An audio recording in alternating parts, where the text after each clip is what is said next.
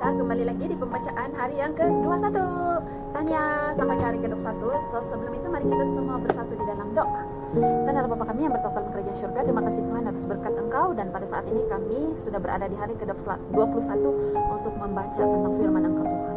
Biarlah Engkau memberikan kami hikmat semasa kami membaca, dan seterusnya memberikan hikmat untuk mengaplikasikan apa yang kami peroleh daripada pembacaan ini Tuhan. Ampunkan dosa pelanggaran kami, semua ini saya serahkan dalam nama Tuhan Yesus Kristus yang menjadi juru selamat dan penebus kami.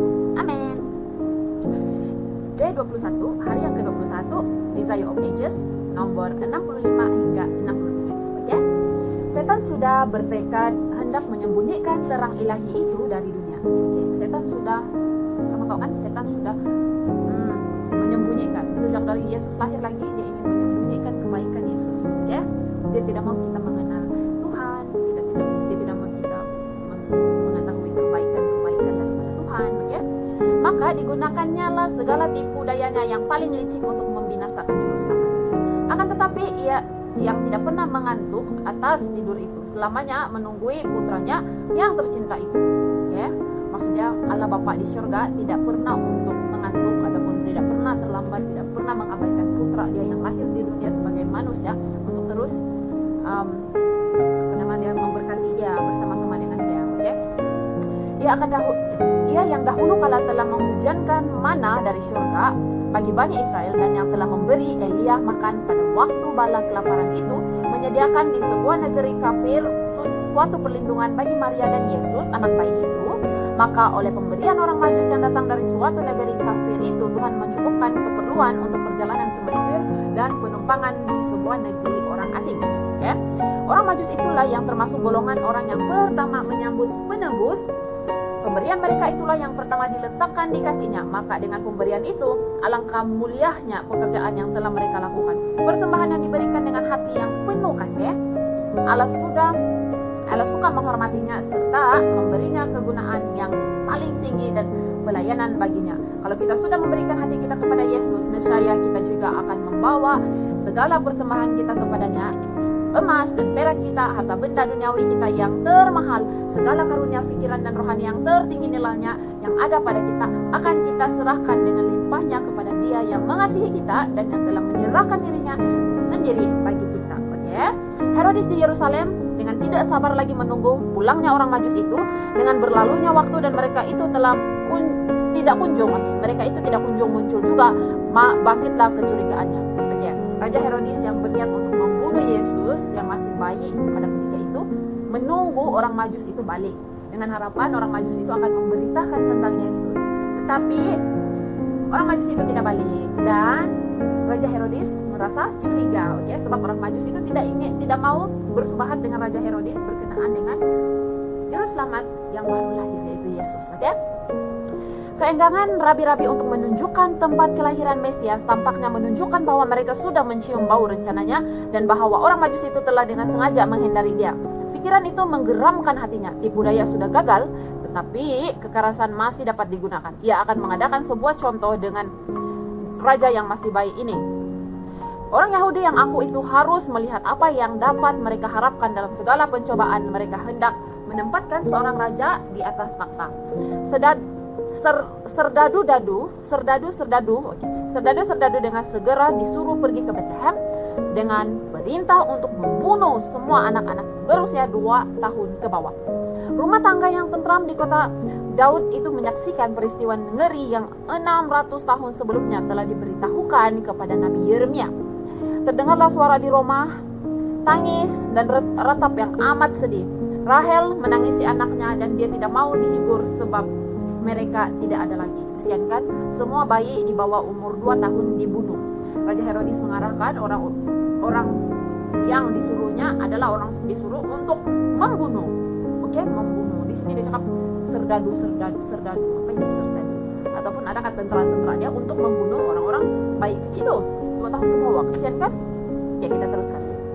Malapetaka ini telah didatangkan oleh orang Yahudi ke atas diri mereka sendiri. Seandainya mereka berjalan dengan kesetiaan dan kerendahan hati di hadirat Allah, nescaya dengan suatu cara yang luar biasa ia akan membuat murka raja itu tidak berbahaya bagi mereka. Tetapi mereka telah memisahkan diri dari Allah oleh dosa-dosa mereka dan telah menolak Roh Kudus yang merupakan perisai mereka satu-satunya. Mereka telah mempelajari Alkitab dengan hasrat hendak menurut kehendak Allah. Mereka telah menyelidiki nubuatan-nubuatan yang dapat ditafsirkan untuk meninggikan diri mereka sendiri dan untuk menunjukkan betapa Allah membenci semua bangsa yang lain. Mereka itu senantiasa membanggakan bahwa Mesias akan datang sebagai raja, menaklukkan segala musuhnya serta menginjak-injakkan segenap bangsa kafir dalam murkanya. Demikianlah mereka membangkitkan rasa dengki pemerintahan mereka. Karena mereka salah melukis pekerjaan Kristus, setan bermaksud hendak melaksanakan kebinasaan juru selamat, akan tetapi terjadi hal yang sebaliknya. Bencana itu menimpa kepala mereka sendiri. Ya, tindakan kekejaman inilah salah satu kekejaman terakhir yang menodai pemerintahan Herodes. Tidak lama sesudah pembunuhan terhadap anak-anak yang tidak berdosa itu, ia sendiri terpaksa menyerahkan diri ke dalam malapetaka yang tidak dapat dielakkan oleh seorang pun jua. Ia mengalami kematian yang sungguh-sungguh mengerikan. Ya. Yusuf yang masih tinggal di Mesir itu sekarang disuruh oleh seorang malaikat Allah untuk kembali ke negeri Israel. Karena memandang Yesus sebagai ahli waris takhta Daud, Yusuf ingin tinggal di Bethlehem. Tetapi ketika mendengar bahwa Archelaus memerintah di Yudea sebagai pengganti ayahnya, dia takut kalau rencana ayahnya terhadap Kristus dilaksanakan oleh anaknya itu. Dari semua putra Herodes, Archelaus lah. Archelaus namanya. Archelaus, ya. Archelaus lah yang paling serupa dengan dia dalam tabiat. Ketika ia mengambil alih pemerintahan, peristiwa itu telah ditandai dengan suatu huru-hara di Yerusalem dan pembantaian beribu-ribu orang Yahudi oleh para pengawal Romawi.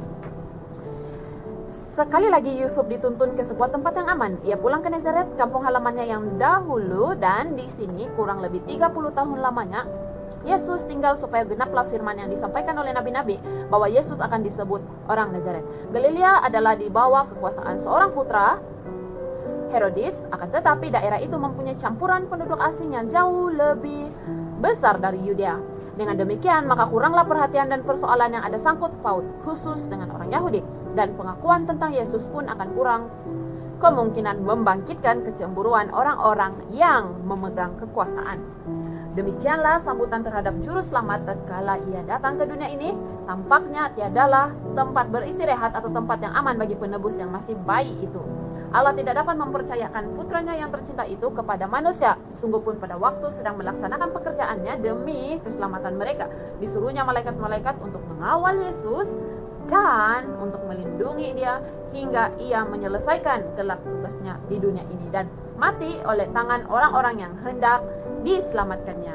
So, sampai di sini saja pembacaan kita hari ini, dan mari kita berdoa. Tuhan adalah Bapa kami yang berkat dalam kerajaan surga. Terima kasih Tuhan atas pembacaan hari ini, atas hikmat yang Engkau berikan. Kami sudah mengetahui bagaimana tersiksanya perjalanan hidup Juru Selamat, yaitu Yesus Kristus, sejak dari bayi sehingga dia mati di kayu salib untuk menebus dosa semua orang di seluruh dunia ini Tuhan. Dan kami percaya bahwa Yesus adalah satu-satunya contoh terbaik untuk diteladani, di mana walaupun dia menghadapi terlalu banyak rintangan, terlalu banyak cabaran dalam hidup dia, terlalu banyak ancaman, malahan dibunuh oleh manusia yang ingin dia selamatkan sendiri Tuhan, tapi dia tetap sabar, dia tetap mampu untuk mengikuti segala sesuatu yang Engkau sudah firmankan, segala sesuatu yang Engkau sudah ajarkan di dalam firman-firman Engkau Tuhan. Tuhan, kami ingin membentuk diri kami sama seperti Yesus setiap hari.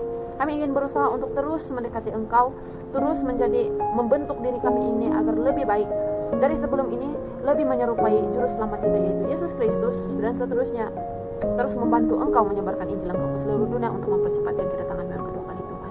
Terima kasih Tuhan karena Engkau sudah mendengar doa ini. Ampunkan segala dosa pelanggaran kami. Semua ini saya serahkan dalam nama Tuhan Yesus Kristus yang telah menjadi Juru Selamat dan penebus kami.